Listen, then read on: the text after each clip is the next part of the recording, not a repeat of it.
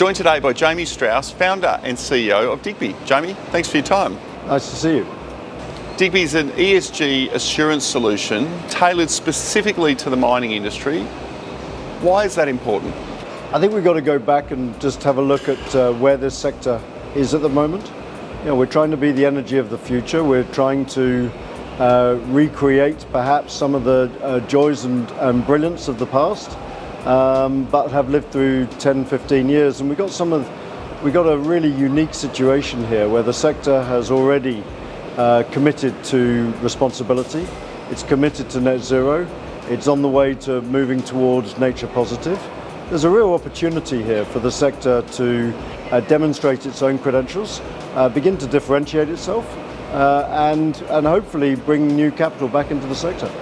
Speaking of capital, the solution that you offer is backed and endorsed, if you like, by financiers to the mining industry. How important is that? I think many of these companies here are looking for capital, and that in a way answers itself. But I think if we go back to the initiation of this back in 2020, many of these financial groups wanted to have a solution which could address sustainability, to make sure that not only did they know that the investments that they had protected their own reputation, but equally those of their own investors. So if you look at the private equity groups get money from the big foundations, largely in the United States.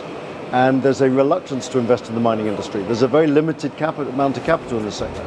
And these foundations are understanding now, it's a move forward, that critical minerals is important, that they do need to invest in this transition, and yet at the same time they need to protect their reputations.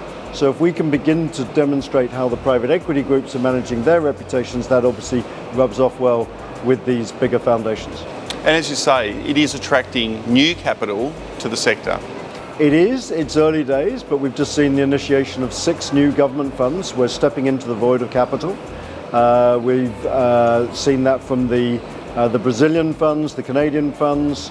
I understand Australia's looking at something. The French have created a new €2 billion critical mineral fund. So there is new money coming in.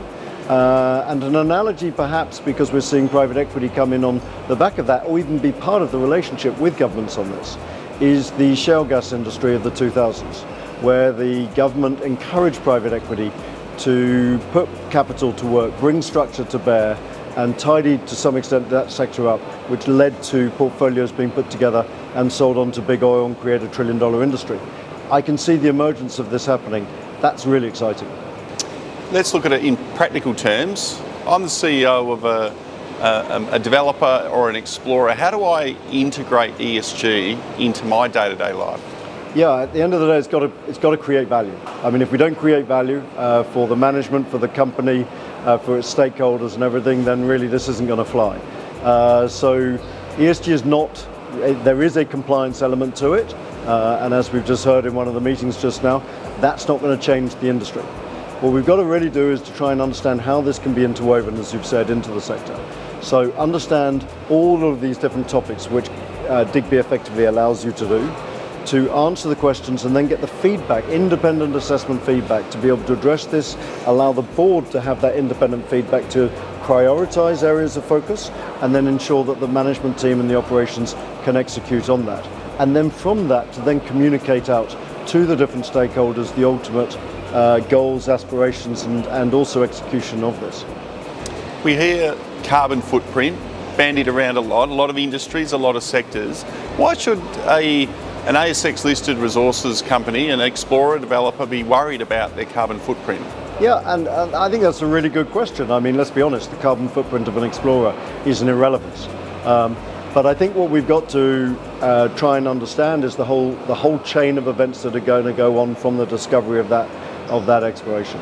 So first and foremost, which I think a lot of the sector doesn't necessarily get, is the fact that when a private equity or other sophisticated investor is going to invest, carbon is a cost line. And that's going to increase over time as the carbon costs and penalties on brown sectors and other sectors begins to bear down as regulations come in, and that is included. So if we don't know where this project is going to sit in the carbon emissions curve when it gets into production, then clearly we're offside, and we're out of touch with what's going to happen. That product has got to go into the supply chain, and over and above just the qualities of the product, we now need to include what the carbon emissions are, so that we can effectively price that relatively in that. And that affects M&A, it affects investment, and ultimately affects the acceptance of that product in the system. We are here at the Tribeca Future Facing Metals Conference, talking to a lot of companies in the space. What's the one message you're giving them all?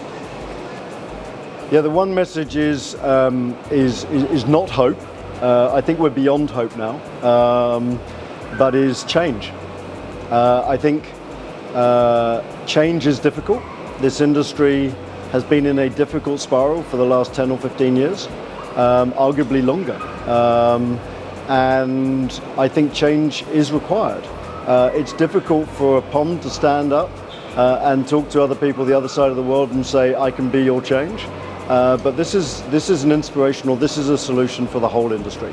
There are best practices in place. We can differentiate ourselves, but we do need to change. It doesn't have to be difficult, particularly for an explorer and a developer.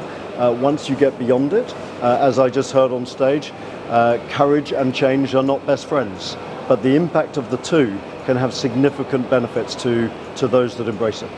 Digbee clearly offers that solution to enable positive change, a sector calling out for it, a solution ready-made. Jamie, thanks for your time. Thank you very much, David.